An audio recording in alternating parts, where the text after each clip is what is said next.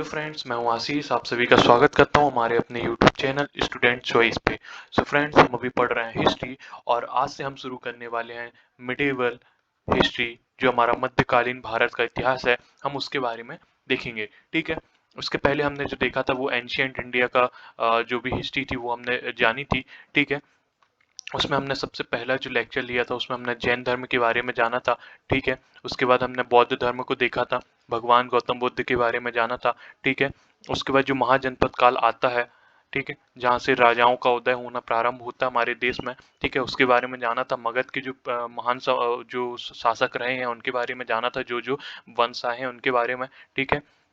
फिर जो चौथा चैप्टर लेक्चर लिया था उसमें हमने जाना था कि मौर्य वंश का कैसे इसने उदय हुआ, कैसे इन्होंने पूरे भारत को, जो अखंड भारत का एक स्वप्न था, उनको पूरा किया और पूरे भारत पे ये शासन करते हैं, ठीक है। इसके बाद हमने जो इसके बाद वाले जो लेक्चर था उसमें हमने देखा था गुप्त वंश के बारे में जाना था, ठीक है, गुप्त डायनेस्टी। और जो हर्षवर्धन वर्धन वंश था इसके बारे में हमने जाना था, ठीक है। ये कब हो जाता है, जो गुप्त वंश होता है वो लगभग कब समाप्त हो जाता है, 550 एडी आते आते गुप्त वंश का पतन हो जाता है, ठीक है। इसके बाद कौन का उदय होता है, इसके बाद जो हर्षवर्धन होता है वर्धन वंश का, इसका उदय होता है और जो इसका राजा होता है हर्ष, ठीक है, हर्षवर्धन जो होता है वो लगभग 607 एडी से कब तक, 649 एडी तक ये शासन करता है, ठीक है। जो उत्तर भारत वाला एरिया होता है ये इसके पूरे अधीन होता है, ठीक है। लेकिन इसकी मृत्यु के बाद क्या होता है कि ऐसा कोई भी राजवंश नहीं रह जाता है जो पूरे देश को संभाल सके। इतनी बड़ी कोई भी ताकतवर सत्ता नहीं रह जाती है कि जो पूरे देश का संचालन एक एक समान रूप से कर सके।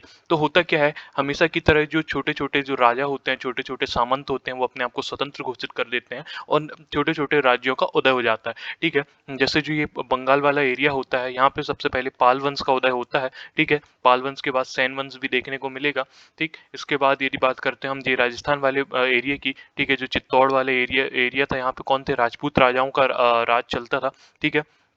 यदि हम करें मध्य भारत की बात करते हैं तो यहाँ पे बहुत सारे राजवंशों का उदय हुआ था, जिसमें सबसे प्रमुख थे चंदेल थे।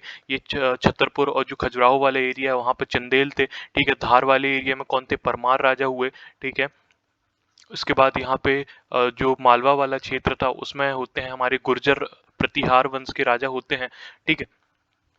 इस तरीके से बहुत सारे छोटे छोटे राजाओं ने यहाँ पे अपना विकास किया, ठीक है। यदि हम दक्षिण भारत की बात करें तो दक्षिण भारत में आपको सबसे जो दक्षिणतम भाग है, ठीक है, वो तमिलनाडु का जो और केरल वाला जो दक्षिणतम भाग है वहाँ पे पांड्य, ठीक है, पांड्य वंश देखने को मिलता है, ठीक है। उसके थोड़ा ऊपर के या यदि कर्नाटक वाले एरिया में जाए तो वहाँ पे पल्लव, ठीक है, पल्लव। और ये जो है वहाँ पे चालुक्य, ठीक है, चालुक्य आदि वंश, ये दक्षिण भारत के वंश है। ये उस समय देखने को मिलते हैं क्योंकि उस समय कोई भी एक ऐसा कोई सत्ता नहीं थी, इसलिए सब राजा स्वतंत्र हो चुके थे, ठीक है। यदि हम बात करते हैं कश्मीर की, ठीक है, तो कश्मीर में भी तीन वंश मुख्य रूप से देखने मिलते हैं। जो पहला था वो था कारकोट, ठीक है, उत्पल और लोहार, ठीक है। ये हो गए इसके। और यदि अब बात करते हैं जो हमारा दिल्ली वाला एरिया था उस टाइम पे, तो दिल्ली में कौन थे, चौहान, ठीक है, चौहान वंश थे। और इसके अलावा बात करते हैं तो जो इसके पास का कन्नौज वाले एरिया था वहां पे कौन सा राजवंश था, गहड़वाल राजवंश था। कौन सा, गहड़वाल, ठीक है। चौहान का एक प्रमुख राजा होते हैं पृथ्वीराज चौहान, ठीक है, नाम सुना होगा, ये वही चौहान वंश है। गहड़वाल में होता है एक राजा जयचंद होता है, ठीक है। तो ये उसी का गहड़वाल वंश से संबंधित था, ठीक। तो ये उस समय के ये सभी वंश पूरे देश पे शासन चला रहे थे, इनका छोटे छोटे राज्य थे लेकिन ये बहुत ही शक्तिशाली थे, ठीक है। इसके बाद होता ये है कि धीरे धीरे जब यहाँ पे पता चलता है जो विदेशी लोग होते हैं, विदेशी हुकूमत होती हैं, ठीक है, तो वो पूरे जो अपना मध्य भारत वाला एरिया होता है, ठीक है, जो अरेबियन पार्ट वाला जो भाग के लोग होते हैं वो क्या करना करते हैं, वो उनकी जब भारत की जो धन संपदा के बारे में उनको जानकारी प्राप्त होती है, ठीक है, कितना ये एक विकसित देश था उस समय पे, यहाँ पे कृषि परिपूर्ण मात्रा में होती थी, ठीक है, व्यवसाय दृष्टि से भी बहुत धनी था, ठीक है, बहुत रिच कंट्री हुआ था, इसलिए इसको उस टाइम पे सोने की चिड़िया भी कहा जाता था, ठीक है। तो ये था। तो यहाँ पे क्या होते थे, जो विदेशी होते थे वो यहाँ पे कहीं ना कहीं शासन करने की लालसा रखते थे। ये यहाँ के अपना लूटपाट करके जो पैसा होता था, धन होता था, उसको ले जाने की पूरी फिराक में होते थे। तो बहुत सारे विदेशी आक्रमण भी हुए, ठीक है। उससे पहले एक छोटा सा पॉइंट याद रखिएगा, जो ये दिल्ली है ठीक है, जहाँ पे भी चौहान वंश के राजा राज कर रहे हैं दिल्ली के आसपास वाले एरिया में।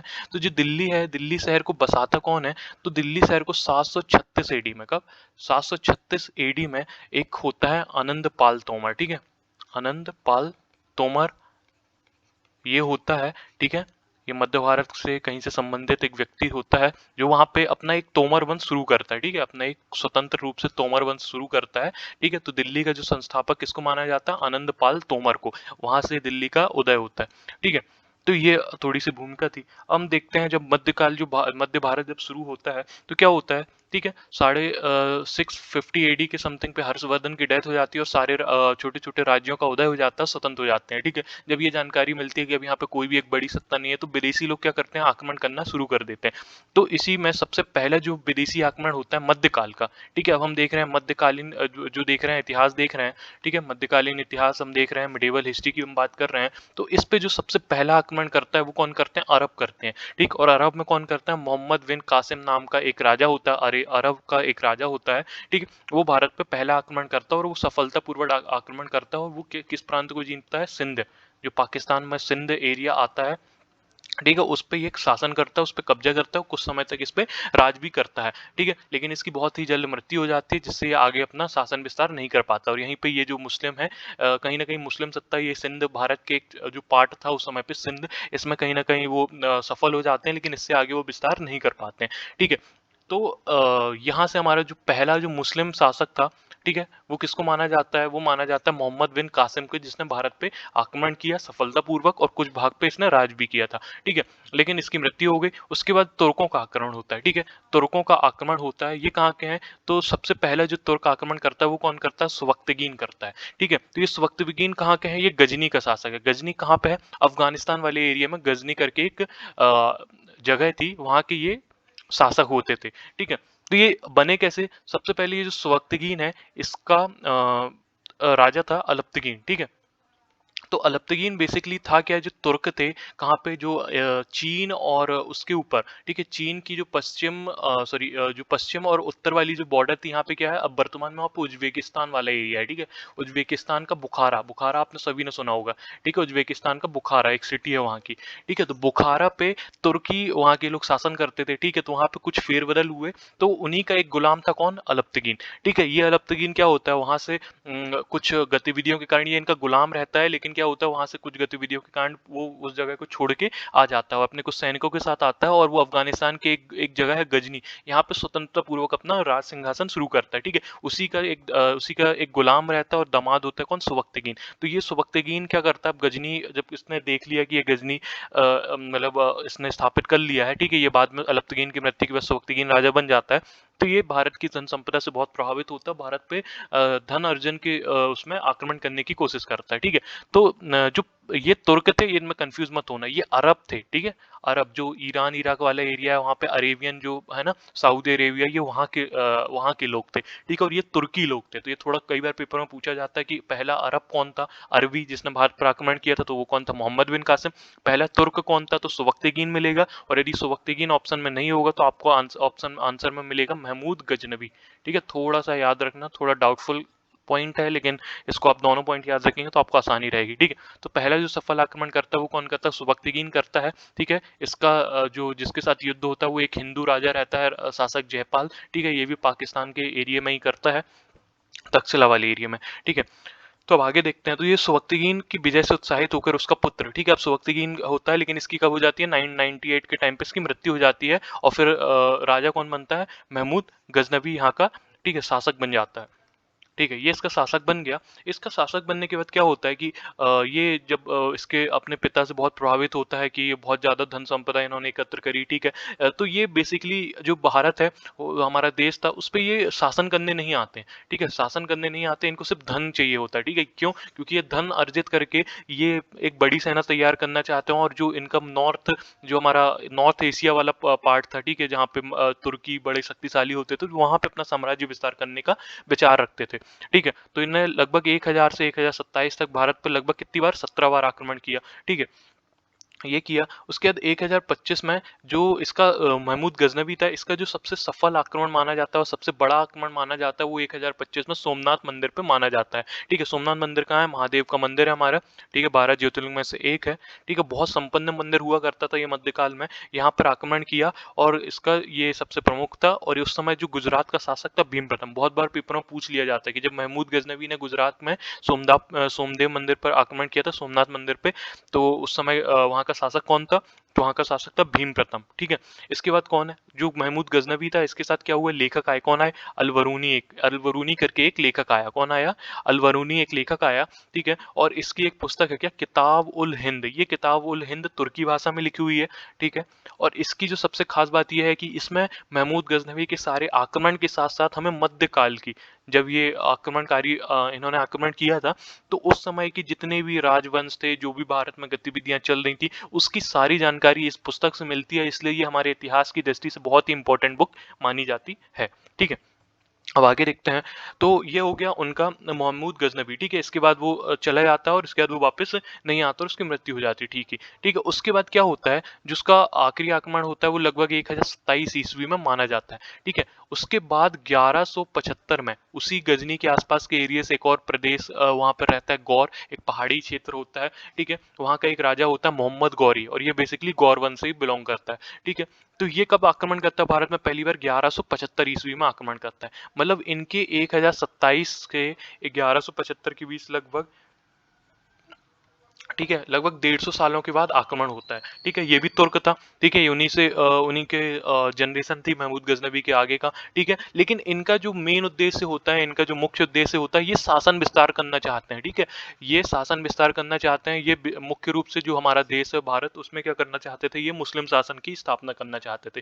ठीक है, तो इन्होंने जो सबसे पहला आक्रमण किया वो कहाँ पे किया? 1175 के टाइम पे कहाँ पर करते हैं? मुल्तान पर करते हैं। ठीक है, उसके बाद 1191 में तराइन के प्रथम युद्ध में पृथ्वीराज तृतीय ने मोहम्मद गौरी को पराजित किया। अभी मोहम्मद गौरी आ गया 1175 में, इसने मुल्तान वाला एरिया कब्जा कर लिया। मुल्तान कहाँ है? वर्तमान में अभी पाकिस्तान में आता है। ठीक है, पाकिस्तान में वीरेंद्र सहवाग को कहा जाता है मुल्तान का सुल्तान। ठीक है, वहां पे इन्होंने ट्रिपल सेंचुरी की थी। ठीक है, इसके बाद देखते हैं 1191 में तराइन के प्रथम युद्ध में पृथ्वीराज तृतीय ने मोहम्मद गौरी को पराजित किया था। कब? 1191 में तराइन का जो प्रथम युद्ध होता है। ठीक है, तराइन के 3 युद्ध देखने को मिलेंगे आपको। इसमें जो पहला युद्ध होता है वो किसके किसके बीच होता है? पृथ्वीराज चौहान तृतीय, जो हमने अभी चौहान वंश की बात करी थी दिल्ली के आसपास वाले एरिया में, तो ये वही थे, पृथ्वीराज चौहान तृतीय। ठीक है, इनने क्या किया? इनने मोहम्मद गौरी को पराजित किया पहली बार। ठीक है, उसके बाद 1192 में फिर से क्या होता है? तराइन का द्वितीय युद्ध होता है। पहला युद्ध हुआ, ठीक है, उसके बाद दूसरा युद्ध होता है। लेकिन इस युद्ध में क्या होता है? पृथ्वीराज चौहान जो है वो हार जाते हैं।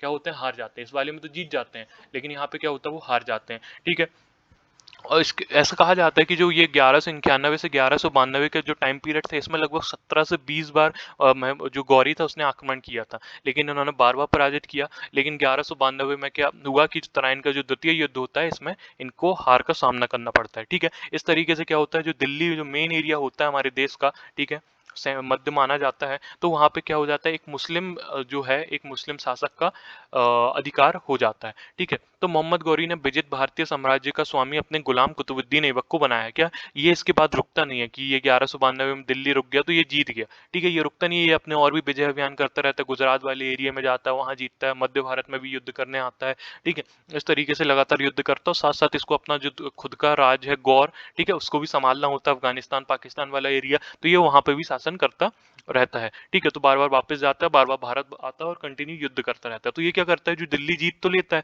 तो वहां पे क्या करता है? अपने जो गुलाम रहता है एक, उसको कुतुबुद्दीन ऐबक, ठीक है, जो ये तुर्की होते थे, इनमें एक प्रथा चलती थी, ये गुलाम रखते थे अपने यहाँ। ठीक है, तो उन्हीं का एक गुलाम था कुतुबुद्दीन ऐबक, बहुत ही मतलब एक कुशल योद्धा माना जाता था ये उसकी सेना का। तो इसने क्या किया? उसको दिल्ली का इसको स्वामी बना दिया। ठीक है, इसके बाद क्या होता है? जो 1205 के टाइम पे जो है उसकी मृत्यु हो जाती है। किसकी? जो हमारा रहता है मोहम्मद गौरी। ठीक है, तो अब इसके ऊपर कोई भी जो मोहम्मद गौरी होती है, इसकी मृत्यु हो गई। ठीक है, इसके बाद क्या है? जो कुतुबुद्दीन ऐबक है, ठीक है, कौन है? ऐबक था, उसका गुलाम था। ठीक, तो ये दिल्ली का क्या है अभी? पहले तो ये दिल्ली का सिर्फ एक सेनापति था जो इसके जो है उसके नीचे हाथ करता था, लेकिन इनकी मृत्यु हो गई। ठीक है, मृत्यु होने के बाद क्या करता है जो ऐबक होता है वो क्या करता है, वहाँ का एक तरीके से स्वतंत्र शासक बन जाता है, स्वतंत्र रूप से शासन करने लगता है। लेकिन ये अपने आप को राजा घोषित नहीं करता है, ये उसका गुलाम, अपने आप को अभी भी गुलाम ही मानता है, गुलाम बन के ही अपने राजा के लिए काम करता है, बट स्वतंत्र हो जाता है। ठीक है, तो यही माना जाता है कि 1206 में, कब 1206 में 1290 तक ये जो गुलाम वंश चलता है, मतलब जो इस वंश में जितने भी राजा आते हैं, ऐसा माना जाता है कि वो कहीं ना कहीं गुलाम, एक दूसरे के गुलाम रहे हैं, इसलिए इसको गुलाम वंश भी कहा जाता है। कहीं कहीं इसको ममलूक वंश भी देखने को मिलेगा आपको कि ममलूक वंश। ठीक है, कभी कभी पूछा जाएगा। तो इसका संस्थापक किसको माना जाता है, तो इसका जो संस्थापक है वो किसको माना जाता है, कुतुबुद्दीन ऐबक। ठीक है, तो ये किसका गुलाम था, ये मोहम्मद गौरी का गुलाम था। ठीक है, तो हम देखेंगे कुतुबुद्दीन ऐबक। तो कुतुबुद्दीन ऐबक ने 1206 से लेके 1210 तक कहाँ किया, शासन किया। ठीक है, लेकिन इसने राजधानी कहाँ बनाई थी, लाहौर में। ठीक, कई बार पूछा जाता है कि ऐबक की राजधानी क्या थी, तो लाहौर थी। इसने दिल्ली को राजधानी नहीं बनाया, इसने पाकिस्तान को राजधानी, पाकिस्तान का जो लाहौर है उसको राजधानी बनाया था। ठीक है, उसकी उदारता के कारण उसे लाखबख्श कहा जाता था। ठीक है, बहुत उदार था, और हातिम द्वितीय भी कहा जाता था। ठीक है, तो ये इसको कहा जाता था। इसके बाद क्या है, ऐबक ने प्रसिद्ध सूफी संत ख्वाजा कुतुबुद्दीन बख्तियार काकी, ठीक है, उस समय पे एक बहुत ही सूफी संत हुआ करते थे। ठीक है, कौन थे, ख्वाजा बख्तियार काकी। ठीक है, तो इनके नाम पर क्या किया, दिल्ली में कुतुब मीनार की नींव रखी। ठीक है, जो आप वर्तमान में भी दिल्ली में कुतुब मीनार देखते हैं, बार बार आपको सुनने मिलता है, देखने को मिलता है, एक बड़ी सी सुंदर सी मीनार। तो इसकी जो स्थापना है किसने करी थी, कुतुबुद्दीन ऐबक। ठीक है, कुतुबुद्दीन ऐबक ने करी थी, लेकिन किसके लिए करी थी, कुतुबुद्दीन बख्तियार काकी के लिए करी थी। ठीक है, तो ऑप्शन में यदि आपको ये देखने मिले कि ये किसकी याद में बनवाई गई है, तो उसको क्या ऑप्शन क्या सही रहेगा इसका, कुतुबुद्दीन बख्तियार काकी, जो कि एक सूफी संत थे। ठीक है, मुस्लिमों के संत थे। ठीक है, तो वहां पे क्या होता है कि 1210 में फिर इसके बाद कुतुबुद्दीन ऐबक की पोलो खेलते हुए मृत्यु हो जाती है। फिर एक उन्हीं का एक गुलाम रहता है, इल्तुतमिश। ठीक है, इल्तुतमिश होता है, लेकिन ये क्या होता है, जो ऐबक की पुत्री होती है उनसे इनका विवाह होता है, मतलब ये ऐबक का दामाद था। ठीक है, थोड़ा सा बस आपकी जानकारी के लिए बता दिया। ठीक है, तो ये क्या होता है, इसका इल्तुतमिश बनता है 1210 से 1236। ठीक है, इसको दिल्ली सल्तनत का वास्तविक संस्थापक माना जाता है। क्या, इल्तुतमिश को दिल्ली सल्तनत का वास्तविक संस्थापक माना जाता है। ठीक है, ये क्या करता है, लाहौर से दिल्ली, जो राजधानी है वो लाहौर से दिल्ली लाता है। ठीक है, मतलब दिल्ली को राजधानी किसने बनाया पहली बार, तो इल्तुतमिश ने बनाया। ठीक है, और इसको ही वास्तविक रूप से जो हमारे देश में है पहला मुस्लिम शासक भी, पहला मुस्लिम सुल्तान कहा जाता है। ठीक है, ये हो गया। ठीक है, तराइन की, और ठीक है, अभी हमने दो देखे थे, तराइन के दो युद्ध देखे थे जो गौरी और पृथ्वीराज के बीच हुए थे। ठीक है, अब तराइन का तृतीय युद्ध होगा। ठीक है, तराइन का तृतीय युद्ध होगा, वो किसके बीच लड़ा जाता है, इल्तुतमिश और यल्दौस के बीच में लड़ा जाता है। ठीक है, अब ये युद्ध होता क्यों है, बेसिकली ये युद्ध इसलिए होता है कि देखो, जब ऐबक था तो वो क्या करता था, वो अपने आप को अभी भी गौरी का गुलाम मान के दिल्ली पे शासन करता था, इसने अपने आप को सुल्तान घोषित नहीं किया था। ठीक है, लेकिन इल्तुतमिश क्या करता है, अपने आप को स्वतंत्र घोषित करता है और अपने आप को सुल्तान भी घोषित कर लेता है। ठीक है, लेकिन जो यल्दोज है ये किसका है, ये गौरी का बेटा रहता है। ये चाहता है कि मैं अभी भी जो इसकी सत्ता है वो पूरे जो भी है इनके गुलाम अभी भी इनकी सत्ता को माने और दिल्ली पे भी इन्हीं का शासन हो। ठीक है, लेकिन इल्तुतमिश मानने से इनकार कर देता है और फिर बाद में इनके बीच युद्ध होता है, कौन सा, तराइन का तीसरा युद्ध, और इल्तुतमिश इस युद्ध को जीत भी जाता है। ठीक है, तो इस तरीके से जो यल्दौज है, मतलब गौर और इनका है पूरा एक तरीके से संपर्क खत्म हो जाता है और ये स्वतंत्र रूप से दिल्ली का राजा बन जाता है। ठीक है, अब ये इसने बहुत अच्छे अच्छे काम भी करे थे, जैसे एक तुर्क चहलगाने नामक संगठन की स्थापना करी थी। ये क्या था, बेसिकली इन्हें 40 तुर्क थे, सरदार हुआ करते थे, जो इनके के बड़े व्यापारी और बड़े जो सेनापति होते थे, इन्हें 40 सरदारों को मिला के एक समिति बनाई, जो क्या करते थे, उस पूरा शासन संचालन में इनकी सहायता करते थे, मदद करते थे। ठीक है, व्यवस्थित ढंग से पूरे देश को संभालने का काम करते थे। ठीक है, अब इसने क्या किया, चांदी का टंका चलाया और तांबे का जीतल चलाया। ये क्या थे, सिक्के थे। ठीक है, तो जो चांदी के जो सिक्के थे उनको क्या कहा गया, टंका कहा गया, और जो तांबे के जो सिक्के थे उनको क्या कहा गया, जीतल कहा गया। ठीक है, दरबार में न्याय का घंटा लगवाया। ठीक है, ऐसा कहा जाता है कि इसने अपने किले के बाहर न्याय का घंटा लगवाया था, जो भी जरूरतमंद होता था वो एक घंटा बजा के अपनी मांग को राजा के सामने पेश कर सकता था। ठीक है, इल्तुतमिश को गुलामों को गुलाम कहा जाता है। ठीक है, ये आप समझ ही जाएंगे ये कैसे कहा गया, क्योंकि जो गौरी था, ठीक है, इसका गुलाम कौन था, इसका गुलाम था ऐबक। ठीक है, तो जो ऐबक का गुलाम कौन था, और इल्तुतमिश था।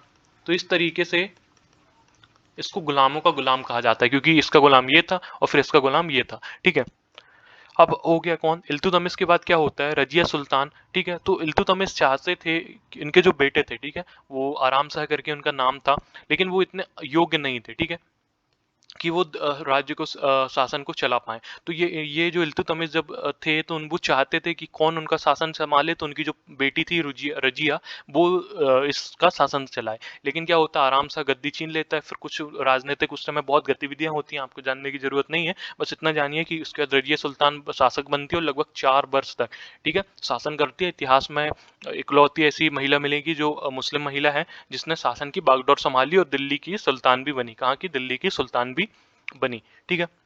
आगे देखते हैं, इसके बाद बलबन आता है, ठीक है। ऐसा नहीं है कि इस जो 1240 के बाद कोई राजा नहीं आया, ठीक है। 1240 से लेके 66 तक बहुत सारे राजा आए, छोटे-छोटा उनका कार्यकाल रहा। वो ज़्यादातर राजा अयोग्य रहे, तो उन्होंने ना ही ज़्यादा शासन का विस्तार किया, ठीक है। जितना शासन था उसी पे लगातार शासन किया और ना ही कुछ बड़े काम करे, ठीक है। इसके बाद बलबन आता है, ये बहुत ही शक्तिशाली एक वहाँ का एक, ये भी एक गुलाम रहता है पहले, जो तुर्क चहलगानी थी, 40 सरदारों की एक समिति थी, उसमें से एक ये बलबन भी होता है, ठीक है। एक एक समय पे इतना शक्तिशाली बन जाता है, जो ये वाला पीरियड था वहाँ पे, ये सब कुछ अपने हैंडल करता है, ठीक है। सारे राजाओं को कठपुतलियों की तरह इनको नचाता है, लेकिन ये राजा नहीं बनता है, ठीक है। उसके बाद क्या करता है, 1266 में फिर खुद को राजा घोषित कर देता है, खुद शासक बन जाता है। और ये सबसे पहले क्या करता है, तुर्क चहलगानी को समाप्त कर देता है, मतलब जो सरदारों की समिति थी उसको समाप्त कर देता है और स्वतंत्र रूप से शासन करना शुरू कर देता है, ठीक है। इसके बाद क्या है, इसने क्या किया, राजत्व के सिद्धांत का प्रतिपादन किया, ठीक है। जो भी है राज्य व्यवस्था है उसको कैसे वो करना है, ठीक है, उससे संबंधित अपने सिद्धांत इसने प्रतिपादित किए, ठीक है। नियामत खुदाई, इसने अपने आप को क्या कहा, ईश्वर का प्रतिनिधि कहा, ठीक है। और जिल्ले किलाही, ईश्वर की छाया कहा, ठीक है। इस तरीके की कहा, और खुद को क्या उपाधि भी दी अपने नाम के साथ ही, अपने जब भी अपना नाम लेता था उसके साथ अब ये उपाधियां नियामत खुदाई और जिल्ले लाही ये सब अपने साथ रखता था, ठीक है। इसके बाद क्या होता है, 1286 में यहाँ पे इसकी मृत्यु हो जाती है। उसके बाद 1290 तक इनका लगभग शासन चलता है, ठीक है। 2-3 राजा और आते हैं, कैकवत करके एक था राजा, वो सबसे आखिरी शासक माना जाता है गुलाम वंश का, और उनके बाद इनकी मृत्यु हो जाती है, ठीक है। इसके बाद क्या होता है, 1290 में जब कैकवत की मृत्यु हो जाती है तो गुलाम वंश समाप्त हो जाता है, ठीक है। गुलाम वंश समाप्त हो जाता है। तो इन्हीं का एक सेनापति रहता है, कौन, जलालुद्दीन फिरोज खिलजी, ठीक है। जलालुद्दीन फिरोज खिलजी क्या करता है, ये अब दिल्ली पे अपना शासन जमा लेता है और दिल्ली पे एक नई वंश की स्थापना करता है, किसकी, खिलजी वंश की। 1296 से 1316 तक कौन, सॉरी, ये टाइम पीरियड उनका है, ये अलाउद्दीन खिलजी का रहता है। ये खिलजी वंश कब से कब तक रहता है, 1290 से 1320, ठीक है। आपको एक क्वेश्चन देखने को मिलेगा कि दिल्ली सल्तनत में किस शासन, ठीक है, जो दिल्ली सल्तनत थी इसमें सबसे कम समय तक शासन किसने किया था, तो वो कौन करेंगे, खिलजी, ठीक है। खिलजी ने बहुत कम शासन किया है, लेकिन इनके जो एक राजा था अलाउद्दीन खिलजी, वो बहुत ज्यादा प्रसिद्ध हुआ, तो सबको ये लगता है कि बहुत बड़ा वंश था, लेकिन ऐसा नहीं है। इन्होंने सिर्फ 30 वर्ष तक शासन किया था, ठीक है। तो अब देखते हैं कि इसका संस्थापक कौन था, जलालुद्दीन फिरोज खिलजी था। 1290 से 96 तक इसने शासन किया, ठीक है। इनके बाद क्या होता है, इसका एक भतीजा होता है अलाउद्दीन खिलजी, आप सभी ने एक मूवी भी देखी होगी, पद्मावत, ठीक है।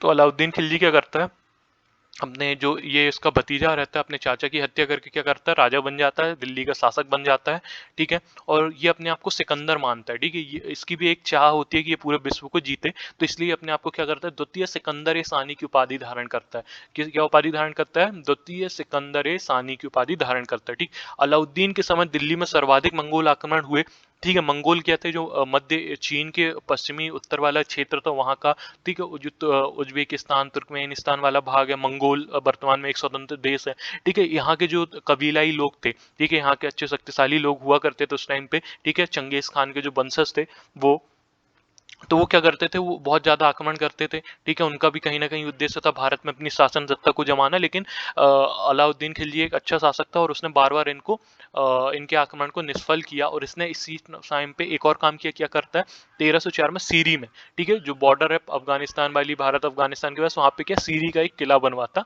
है, ठीक है। कई बार पूछा जाता है कि सीरी का किला का निर्माण किसने करवाया था, तो अलाउद्दीन खिलजी ने करवाया था। और किस लिए कराया था, जो मंगोल थे, कौन, मंगोल आक्रमण से बचने के लिए किया था।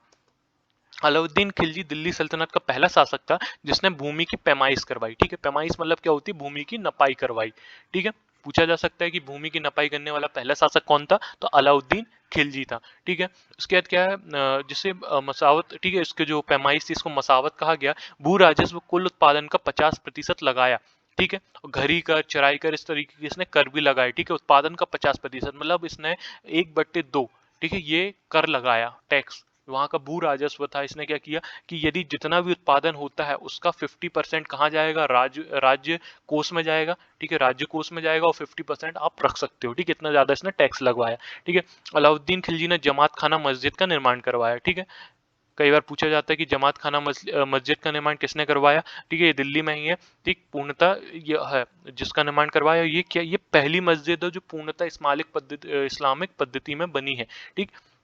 अलाउद्दीन खिलजी ने जमात खाना मस्जिद बनवाई जो पूर्णतः इस्लामिक पद्धति में बनी है, ठीक है। अलाई दरवाजा, हजार खंबा महल आदि का निर्माण करवाया, ठीक है। अब ये बचा नहीं है क्योंकि धराशायी हो गया, इसका सही रख रखाव नहीं किया है, लेकिन फिर भी कई बार पेपर में देखने को मिलेगा आपको अलाई दरवाजा और हजार खंबा महल। क्या, अलाई दरवाजा, हजार खंबा महल आदि का निर्माण किसने करवाया, अलाउद्दीन खिलजी ने कराया, ठीक है। अलाउद्दीन ने सैन्य क्षेत्र में स्थायी सेना का गठन किया, ठीक है। इसके पहले क्या रखते थे, गुलाम रखते थे और स्थायी सेना नहीं रखते थे, ठीक है। मतलब उनको एक तरीके से मंथली सैलरी नहीं दी जाती थी, सिर्फ युद्धों के लिए उनको सैनिकों को इकट्ठा करके उनको एकत्र किया जाता था। लेकिन इसने क्या किया, इसने पहली बार क्या करता है, एक स्थायी सेना को रखता है, ठीक है। साथ ही क्या करता है, उसको नगद वेतन देना शुरू करता है, ठीक है। दाग दाग और हुलिया, ठीक है, सॉरी ये हुलिया है, ठीक है। मतलब उनको कुछ एक अपना विशेष चिन्ह होता है इनके अपने सैनिकों के लिए, ठीक है। घोड़ों पे कुछ दाग बनाए जाते हैं, उससे संबंधित बात है ये, ठीक है। हुलिया प्रणाली मतलब एक विशेष वेशभूषा दी जाती है, ठीक है। इस तरीके कुछ काम भी करता है ये, ठीक। इसके बाद इसका पुत्र शासन पे गद्दी पे आता है मुबारक खिलजी, 1316 से 1320 तक ये शासन करता है, ठीक है। तो ये क्या था कि ये पहला शासक था जिसने स्वयं को खलीफा ही घोषित कर दिया। अभी तक के जितने भी शासक आए थे इल्तुतमिश से लेके, ठीक है, इल्तुतमिश से लेके जितने, ठीक, ऐबक ने तो सुल्तान की वो ली नहीं थी। सबसे पहले 1229 में, ठीक है, जो बगदाद का खलीफा था, ठीक है, बगदाद का खलीफा था, उससे क्या ली थी, सुल्तान की उपाधि ली थी, ठीक है। बेसिकली जो खलीफा होते थे, खलीफा कौन थे, जैसे अभी आपने सुना होगा जो क्रिश्चियंस होते हैं उनमें वेटिकन सिटी में पोप होते हैं, ठीक है। वैसे ही पहले जो थे तो मुस्लिमों में खलीफा का पद चला करता था, ठीक है। तो ये पूरे एक तरीके से जहाँ जहाँ मुस्लिम शासन हुआ करता था तो उनको उनको ये उनको सुल्तान की उपाधि दिया करते थे, मतलब उनके एक तरीके से जो उपदेशक हुआ करते थे, ठीक है। तो ये खलीफा से लेता है, लेकिन ये क्या करता है, ये एक ऐसा शासक निकलता है जो खुद ही को खलीफा ही घोषित कर देता है, ठीक है। ये कितना महान व्यक्ति रहा होगा सोच सकते हो आप कि इसने स्वयं को खलीफा, इसलिए ये थोड़ा सा कभी कभी पूछा जा सकता है, तो ध्यान रखिए, ठीक है। इसके बाद क्या होता है, अब ये हो गया। इसके बाद क्या होगा कि गयासुद्दीन तुगलक ये उतना शासन संचालन में सफल रहता नहीं है मुबारक खिलजी, तो गयासुद्दीन तुगलक आता है, वो उसकी हत्या कर देता है। इसके बाद आता है तुगलक वंश, ठीक है। कब से कब तक रहता है ये, 1320 से 1412, ठीक है। बहुत लंबा शासन करते हैं ये, लगभग 92 साल ये लोग शासन करते हैं और इनका जो टाइम पीरियड है वो सबसे ज्यादा माना जाता है, ठीक। अभी एक क्वेश्चन मैं पूछा था कि सबसे कम किसने किया था, तो वो खिलजी वंश था, ठीक है। और सबसे ज्यादा किसने किया था, तो वो तुगलक वंश है, ठीक है। तुगलक वंश में बहुत अच्छे अच्छे राजा भी आए, बहुत अच्छे इन्होंने शासन किया, क्रूर भी थे, ठीक है। तो अब देखते हैं तुगलक वंश। तो तुगलक वंश का जो स्थापना है वो किसने करी थी, गयासुद्दीन तुगलक ने, ठीक है। ये क्या करता है, जो खिलजी वंश का अंतिम एक राजा होता है उसकी हत्या कर देता है और स्वयं को दिल्ली का सुल्तान घोषित कर देता है, ठीक है। तो गयासुद्दीन तुगलक ने क्या किया, नहरों से सिंचाई प्रारंभ करने वाला पहला सुल्तान था, ठीक है। पूरे इतिहास में ये पहला राजा ऐसा है जिसने क्या किया, सिंचाई के लिए क्या करी, नहर प्रणाली लेके आया, ठीक है, नहर बनवाई सिंचाई के लिए, ठीक। प्रथम सुल्तान था जिसने डाक व्यवस्था प्रारंभ करी, ठीक है। ये थोड़ी इंपॉर्टेंट बातें, इनको याद रखिए, बहुत आसानी से याद हो जाएंगी। गयासुद्दीन तुगलक ने क्या क्या किया, नहरों से सिंचाई प्रारंभ करवाई, ठीक है, डाक व्यवस्था शुरू कराई, ठीक है। इसके बाद क्या होता है, 1325 में क्या होता है, मोहम्मद बिन तुगलक, ठीक है, उसका गयासुद्दीन तुगलक का बेटा जो होता है वो राजा बनता है। 1325 से 1351 तक ये शासन करता है, ठीक है। मोहम्मद बिन तुगलक के समय में दिल्ली सल्तनत का सबसे बड़ा साम्राज्य था, ठीक है। ये बहुत सारी विजय, गयासुद्दीन तुगलक भी बंगाल वाला एरिया बहुत सारा कुछ जीत लेते हैं, ठीक है। इसी के साथ साथ मोहम्मद बिन तुगलक भी क्या करता है, ये भी बहुत सारे राज्यों को जीतता है। वो अभी आपको जानना इंपॉर्टेंट नहीं है, इसलिए मैंने उनको ऐड नहीं किया, बस इतना देखिए, जो जो इंपॉर्टेंट पॉइंट है वो आपको स्क्रीन पे दिख रहे होंगे, ठीक है। तो दिल्ली सल्तनत का जो सबसे बड़ा राजा था वो कौन था, मोहम्मद बिन तुगलक था। बस आपको ये पॉइंट याद रखना है, मतलब सबसे बड़ा जो साम्राज्य एरिया जो कब्जा रहा होगा वो किसका था, एमबीटी, ठीक है, किसका था, मोहम्मद बिन तुगलक का था, ठीक है। इसके बाद जॉन खा तथा दिल्ली की गद्दी पे मोहम्मद बिन तुगलक के, ठीक है, इसका जो बचपन का नाम था वो क्या था, जॉन खा था, ठीक है। और ये दिल्ली की गद्दी पे बैठा था मोहम्मद बिन तुगलक के नाम से, ठीक है। तो मोहम्मद बिन तुगलक को, सॉरी ये इब्न बतूता है, क्या है, इब्न बतूता, ठीक है। इब्न बतूता ने कहा है कि यह रक्त पिपासु था, मतलब ये रक्त पीता था, ठीक है, मतलब जो रक्त मतलब होता है खून, ये खून पीता था, ठीक है। साथ ही वर्नी ने इन्हीं के समय टाइम पीरियड में थे, एक लेखक थे बर्नी, जियाउद्दीन बर्नी, ठीक है। इनने क्या किया, ये इसके दरवाजे से खून बहता था, ठीक है। अब ये बातें कही गई हैं उस समय के लोगों के द्वारा। तो इब्न बतूता क्या था, इब्न बतूता बहुत इंपॉर्टेंट व्यक्ति है, इसको याद रखना। ये एक मोरक्को का यात्री था, मोरक्को से आया हुआ यात्री था ये, ठीक है। कहाँ का था, मोरक्को का था, एक यात्री था, ठीक है।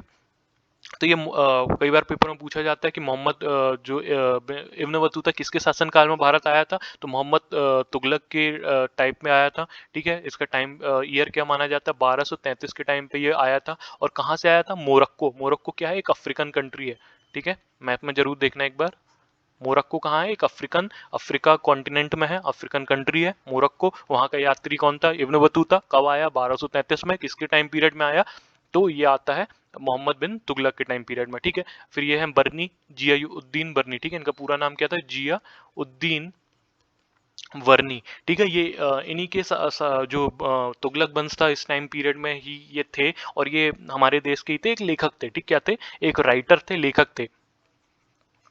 इनकी एक बुक है, तारीख ए फिरोज शाही, ठीक है, तारीख ए फिरोज शाही, ये उन्होंने एक बुक लिखी थी, ठीक है। इंपॉर्टेंट बुक है ये। बुक इसलिए इंपॉर्टेंट है क्योंकि इसमें मध्यकाल की जो भी तुगलक वंश के राजा थे, ठीक है, मोहम्मद बिन तुगलक, इसके बाद आएंगे फिरोज शाह तुगलक, इनके बारे में जानकारी देखने को मिलती है, ठीक है। कृषि विभाग दीवाने कोही की स्थापना कराई, ठीक है, किसने, अब ये मोहम्मद बिन तुगलक पढ़ रहे हैं, MBT, ठीक है। मोहम्मद बिन तुगलक ने क्या कराया, कृषि विभाग दीवान कोही की स्थापना कराई, ठीक है। मोहम्मद बिन तुगलक ने दिल्ली में जहांपना नगर की स्थापना कराई, ठीक है। ये भी पूछा जा सकता है आपको कि दिल्ली में जो जहांपना नगर है इसकी स्थापना किसने कराई, तो इसकी स्थापना कौन करता है, मोहम्मद बिन तुगलक, ठीक है। होली में भाग लेने वाला प्रथम सुल्तान था, ठीक है। अब ये तो मुस्लिम थे, लेकिन मुस्लिम होने के बावजूद ये एक ऐसा शासक था जिसने होली जो हिंदुओं का त्योहार है इसमें भाग लिया था, ठीक है, इसलिए इंपॉर्टेंट हो जाता है ये, ठीक है। उसके बाद कौन, उसका जो बेटा होता है फिरोज शाह तुगलक, ठीक है, ये शासक बनता है 1351 से लेकर 1388 तक ये शासन करता है, ठीक है। दिल्ली सल्तनत में फिरोज शाह तुगलक प्रथम शासक था जिसने 2 बार राज्याभिषेक कराया, ठीक है। ये कई बार पूछा जाता है पेपर में कि ऐसा कौन सा सुल्तान था दिल्ली सल्तनत का जो 2 बार अपना राज्याभिषेक करवाता है, तो फिरोज शाह तुगलक, ठीक है। पहली बार ब्राह्मणों पर जजिया कर आरोपित कराया, ठीक है। तो जजिया कर क्या था, बेसिकली जो जजिया कर था ये गैर मुस्लिमों पर लगता था, ठीक है। गैर मुस्लिम मतलब मुस्लिम धर्म के अलावा जितने भी धर्म उस समय देश में रहे होंगे तो उन पे ये लगाया जाता था, ठीक है। एक तरीके से धार्मिक कर इसको कहा जाता था कि ये जो भी धार्मिक है, तीर्थ यात्रा करते थे उससे समझ लीजिए, ठीक है, धर्म को मानने के लिए या जो भी था उससे संबंधित एक कर था, उसको लगाया जाता था। लेकिन अभी तक ये सारे लोगों पे लगा हुआ था, लेकिन ब्राह्मण थी, जो हिंदुओं में ब्राह्मण जाति है, ठीक है, ब्राह्मण धर्म के जो लोग हैं ब्राह्मणों के ऊपर ये कर नहीं लगाया गया था। तो फिरोज शाह तुगलक पहला ऐसा शासक बनता है जो ब्राह्मणों पर भी ये कर आरोपित करता है, इसलिए ये इंपॉर्टेंट है, ठीक है, इंपॉर्टेंट है, याद रखना। फिरोज शाह तुगलक ने व्यापक स्तर पर नहरों का निर्माण करवाया, ठीक है। गयासुद्दीन तुगलक ने नहर प्रणाली लेके आया, नहर बनाना शुरू करा, लेकिन ठीक है, उसके बाद उसका जो पोता होता है वो बहुत ज्यादा मात्रा में नहरों का निर्माण करता है, ठीक है। जौनपुर नगर, ठीक है, फिरोजपुर, ठीक है, फिरोजाबाद, ठीक है, हिसार फिरोजा जैसे नगरों का निर्माण करवाता है, ठीक है। तो ये थोड़ा सा याद रखना, इतने सारे नगरों का इसने निर्माण किया है, जौनपुर, ठीक है, फिरोज शाह, ठीक है, फिरोजाबाद, हिसार फिरोजा, ठीक है। अब दिल्ली में सुना होगा ना फिरोज शाह कोटला जो मैदान है क्रिकेट का, वो इन्हीं से संबंधित है, ठीक है। दांतों के लिए अलग विभाग दीवाने बंदगान की स्थापना की, ठीक है।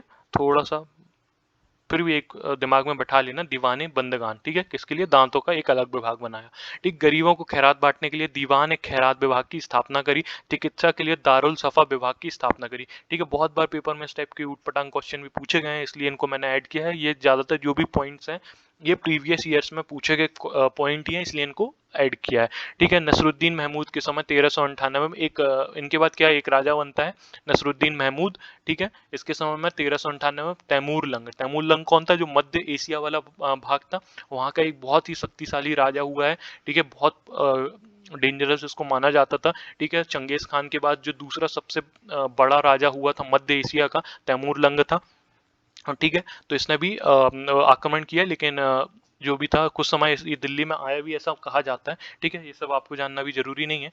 तो ठीक है, वहाँ पे हमारा जो नसरुद्दीन महमूद के बाद पे क्या होता है, दिल्ली सल्तनत का जो तुगलक वंश है वो लगभग समाप्त हो जाता है। ठीक है, इसके बाद कौन आता है, सैयद वंश आता है। ठीक है, सैयद वंश का संस्थापक कौन है, खिज्र खां संस्थापक माना जाता है। ठीक है, इससे ज्यादा इस वंश के बारे में कोई जानकारी ना मिलती है ना इन्होंने कुछ ज्यादा काम किया है। ठीक है, उसके बाद आ जाते हैं हमारे लोधी वंश। ये कब से कब तक रहता है, 1451 से 1526 तक ये रहता है, लोधी वंश। ठीक है, इसका संस्थापक कौन होता है, बहलोल लोधी होता है। प्रथम अफगान राज्य की स्थापना का श्रेय बहलोल लोधी को जाता है। किसको जाता है, जो अफगान थे, ठीक है, अफगान राज्य, ये भी मुस्लिम थे। ठीक है, अभी तक तुर्की के लोग हुआ करते थे, लेकिन ये अफगान के मुस्लिम थे।